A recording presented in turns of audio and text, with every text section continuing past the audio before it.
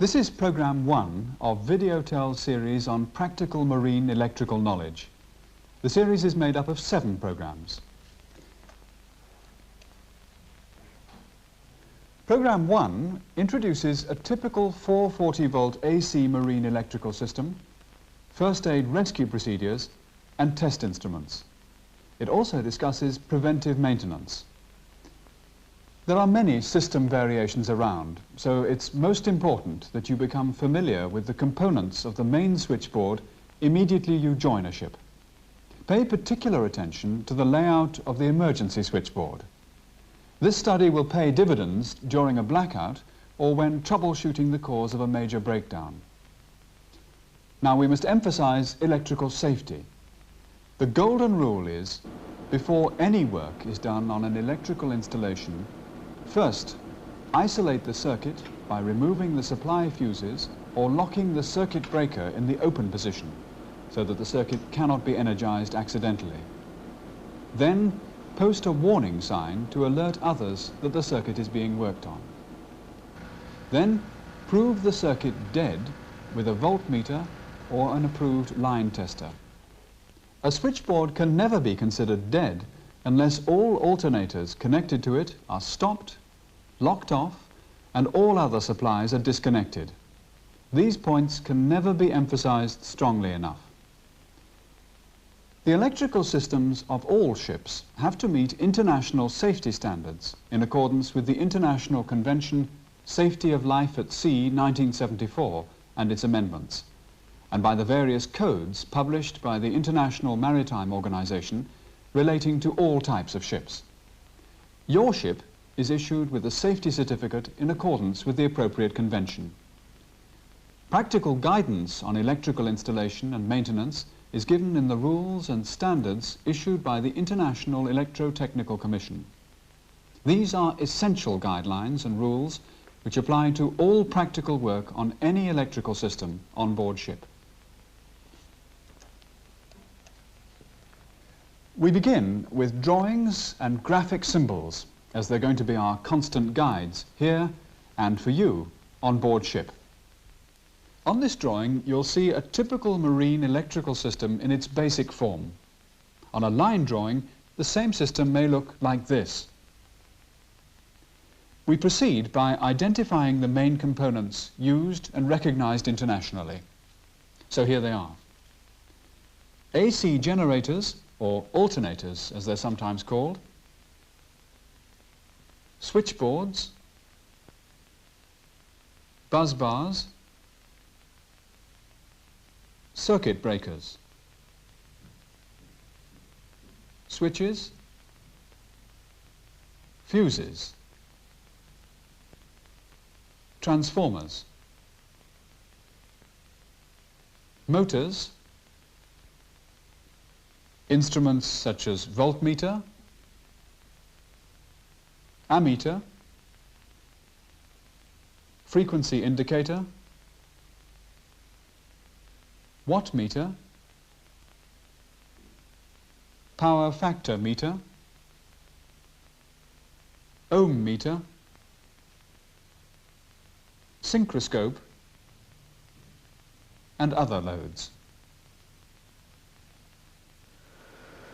Under normal conditions, generated power on board ship is supplied by one or more main alternators and one or more auxiliary or standby alternators, depending on the power needs of a vessel. These alternators may be driven by steam turbines or diesel engines, although at least one of these should be driven by diesel power in any scheme. Should the normal power supply fail for any reason, an emergency diesel alternator is started up automatically or manually to provide power and lighting for all essential services on board ship.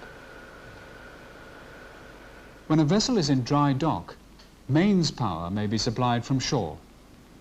Provision for connecting shore power to the ship's system is given either at the main switchboard or at the emergency switchboard via a circuit breaker.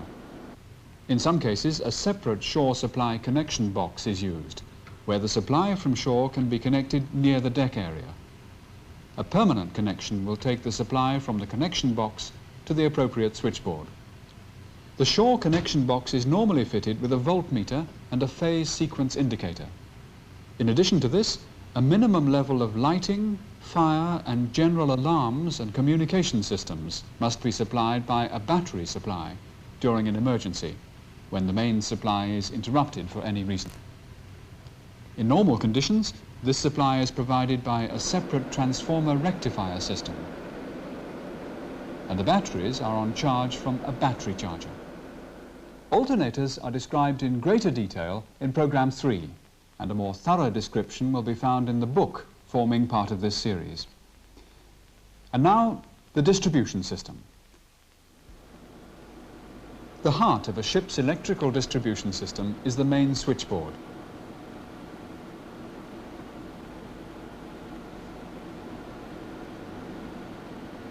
The generated power is connected to it by the alternator circuit breakers, which connect power to the bus bars. Each alternator has a panel on the switchboard, and the alternators can be connected to the bus bars separately or in parallel.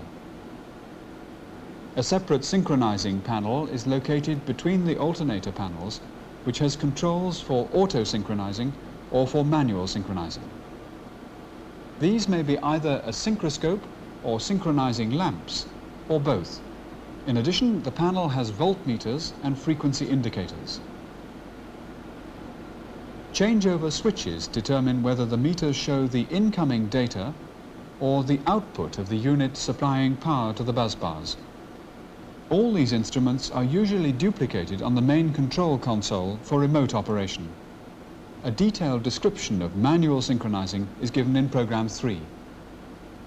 The main switchboard will also contain the reverse power relays, protecting each alternator while running in parallel. Also, a preferential trip system is usually provided for tripping non-essential loads, in case the demand for power is greater than the connected alternator or alternators can safely provide. Several panels on the main switchboard will contain group starters. One of the feeder circuits supplies a bank of transformers which reduces the voltage level to 220 volts, or in some cases 110 volts for lighting and other consumer units. Another circuit provides typically 24-volt DC supply through a transformer rectifier system. This supply provides emergency power for emergency lighting, the not under command signal lights,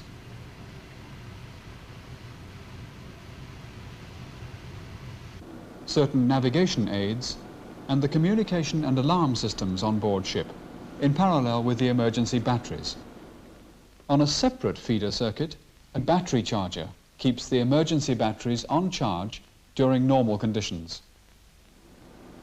The emergency switchboard is smaller than the main switchboard, and it is normally supplied from the main board through a buzz-tie circuit breaker.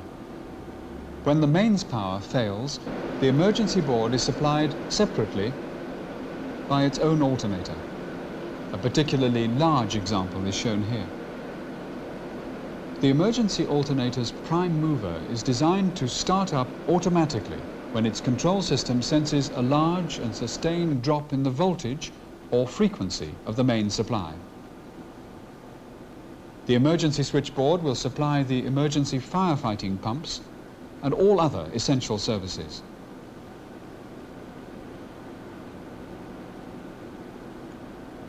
Also, it provides an alternative power source for a steering gear motor and navigation aids, as well as about 30% of the ship's lighting.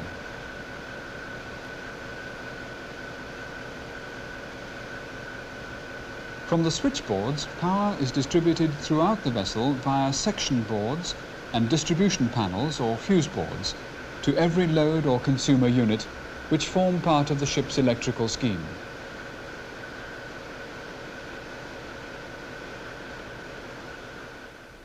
Now, a most important aspect of working with electricity: safety.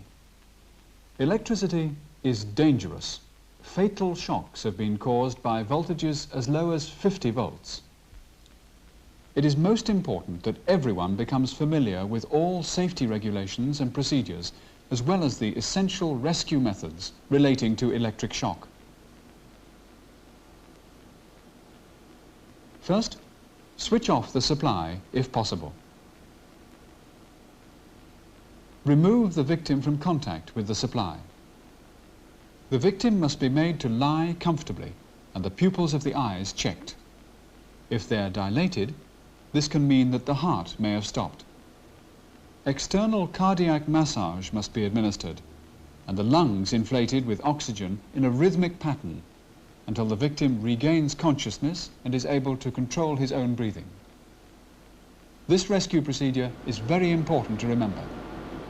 So, again, if you see anyone and suspect that they may be in trouble, for instance, not responding to a sharp call, All right. Joe. switch off power if you can and remove the victim from the source of shock. The rescuer should be isolated electrically from the victim or else he will get a shock too. Make him lie down. Check the pupils of the eyes. Ensure that the air passage is unblocked. Then start heart massage and the kiss of life.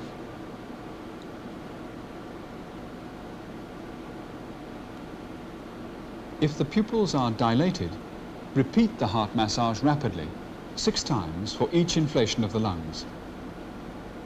When the heart is restarted, the rate should be about 1 heart massage per second.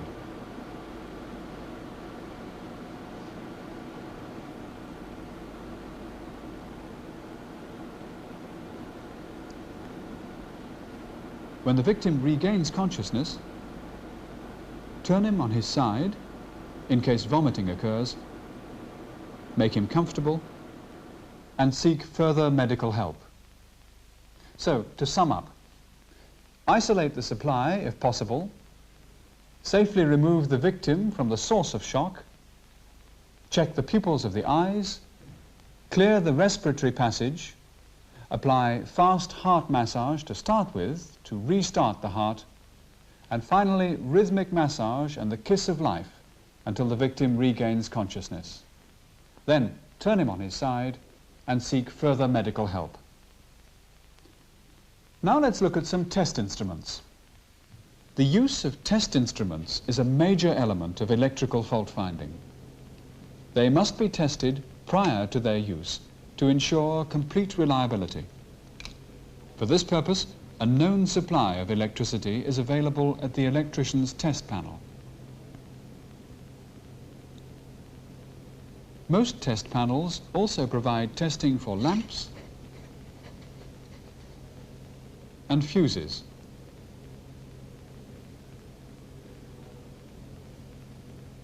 The most frequently used test meters are multimeters,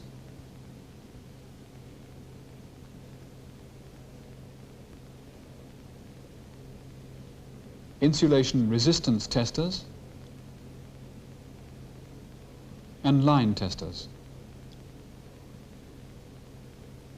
A multimeter can be analog or digital type, and we'll describe their setup procedure here.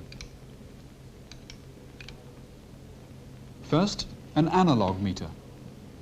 For easy reference, the setup procedures are listed on the back of the meter or in the user manual provided by the manufacturer.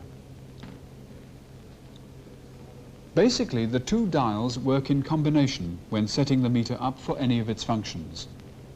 Here, the meter is being set to read AC current by pointing one dial to the AC system and the other dial to the values range, in this case up to 1 amp. Voltage is set by the same dial. Here it is set to 600 volts full scale. For testing a DC supply, the dials change function. First, set the DC system, and with the other dial, select the range, as before.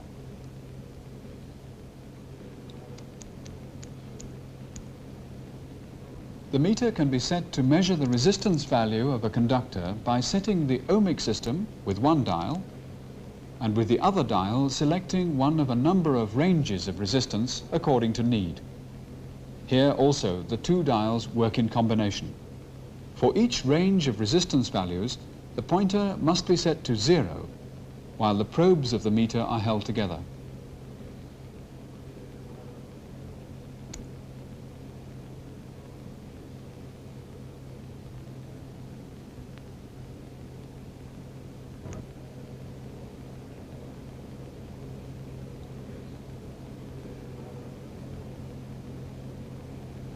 Then, if a known value is checked, select the right range and conduct the test. The resistance scale of a multimeter can also be used to pinpoint an open circuit fault in a small component. Here, a variable resistor is attached to the probes of the meter. There is a break in the resistor coil. When the sweep arm is moved along the resistor coil, where the fault occurs, the meter will show a reading.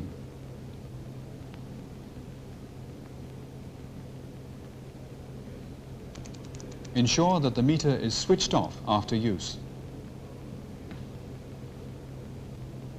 A digital multimeter displays a measured value in numerical readout instead of a pointer indicating the value on a scale.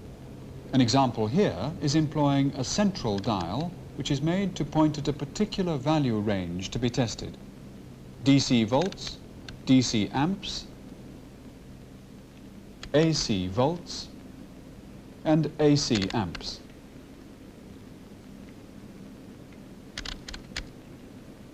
In the case of resistance, infinity here is registered as OL. OL stands for overload.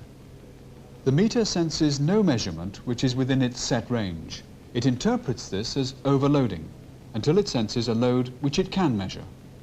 The process of measuring a known resistance is the same as described earlier. Here's another type of digital meter which employs toggle switches at the side for setting the desired scales and values. These must be pushed in to set the meter to read a desired scale. The number 1 in the display window represents the first significant number without an actual value being measured. The method of reading a measured value is the same as seen previously. When you finish using a test meter, it is advisable to cancel your settings and switch off the meter. An insulation resistance tester is used to monitor the condition of the electrical circuitry on board ship, as well as for fault tracing. On this particular model, there is a battery test as well as ohm, kilo ohm, and megohm scales. The meter is tested on all its scales before use by connecting the probes together when the meter shows no resistance or closed circuit on all its scales.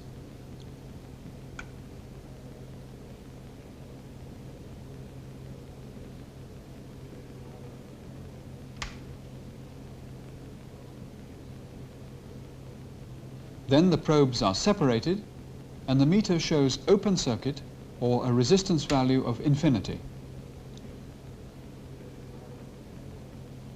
Remember not to touch the probes when activating the meter.